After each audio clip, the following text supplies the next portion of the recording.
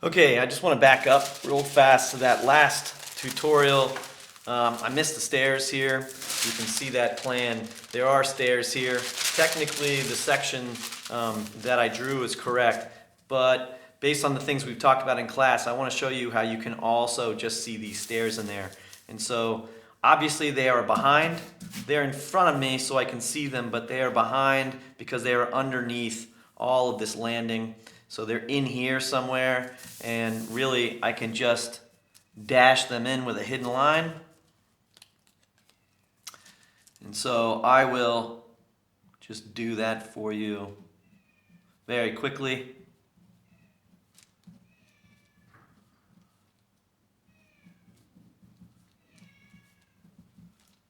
And then you see them back there. Okay, now moving on to drawing plans regularly or irregularly, and then how you make sections from those. So we're going to construct three types of sections today, and really what I'm going to do is diagram using our elevation regulating lines to talk about what we will see in each one of these different types of sections. Now, when we started in class, everybody was able to really do this. That was the cardboard box. You got that pretty quickly. The minute we started to angle walls, you guys had a hard time seeing how these might be drawn. I've just drawn these simple diagrams down here so you can kind of see the shape. I mean, obviously this line is an exterior perimeter line and represents the plinth, but it also talks just about the simple geometry that we're going to be discussing today. So nothing crazy. It's just a square and a couple of trapezoids that are really back to back. Now these are drawn at 1 to 100, and you can see that the plan is, even though double the number in terms of the scale, it's half the size. Okay?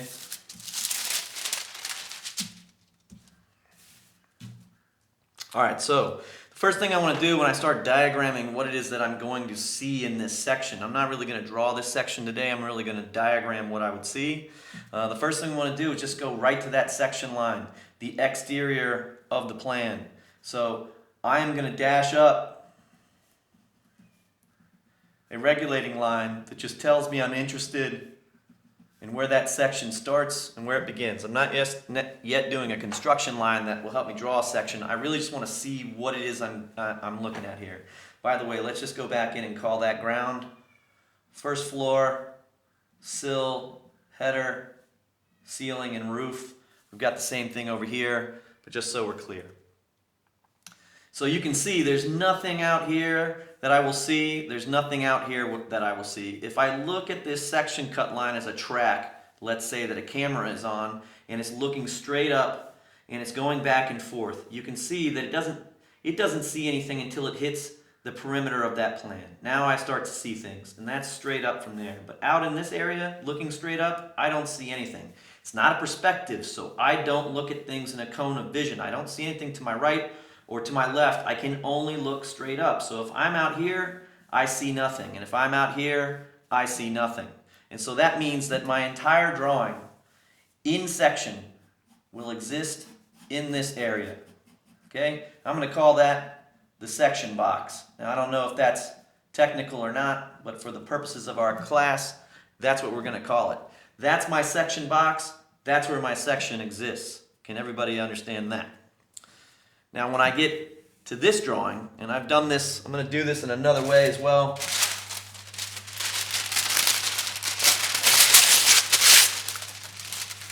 I can simplify this very quickly. Actually, I just want you to look at the section or the plan itself first without the stair. So I'm going to redraw this really quickly. I'm going to look at it with the stair, because we got two different conditions. One a little bit more simple than the other. And I want you to see the simple version first. Obviously, heavier lines, so they pop.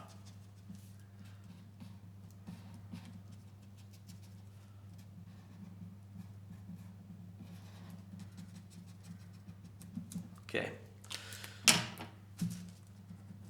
So if I'm looking through this section without that stair, and you can see my matrix above, I'm going to come across like I'm on this track with the camera, and I'm going to hit the perimeter of that plan, and it's right here. And I am going to dash that up.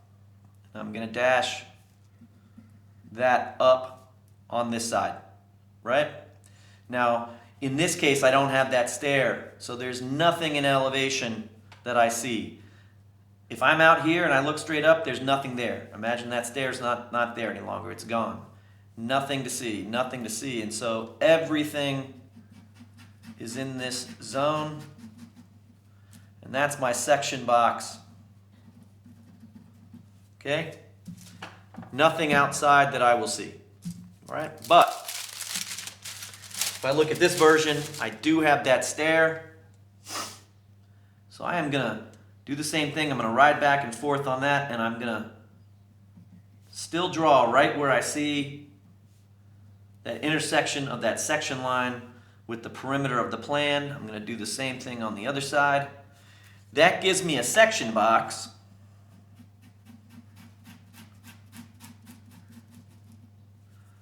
But I can see that on this side of the plan, if I'm out here, I actually have something that I'm going to see ahead of me. And I am going to see that in elevation.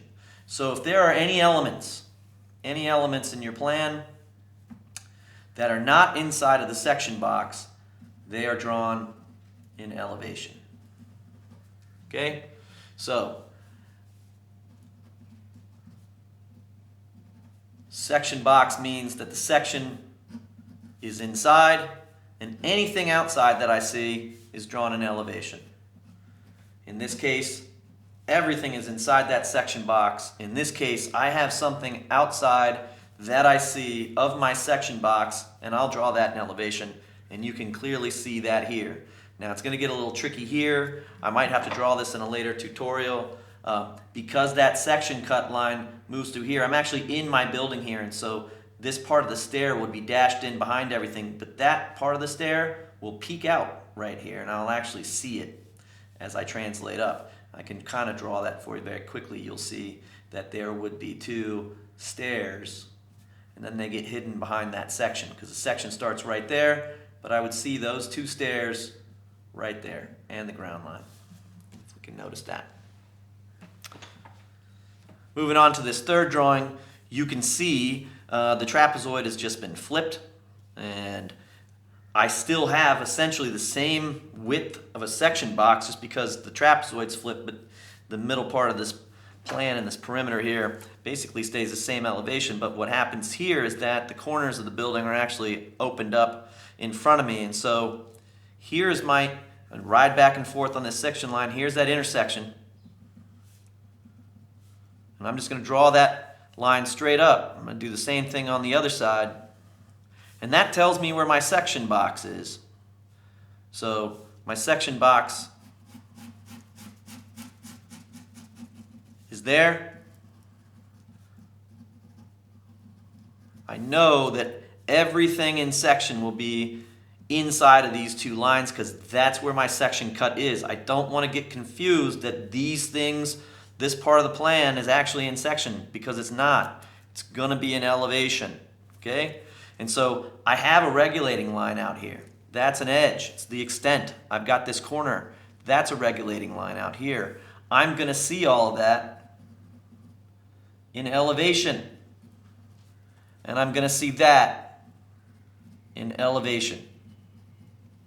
Right?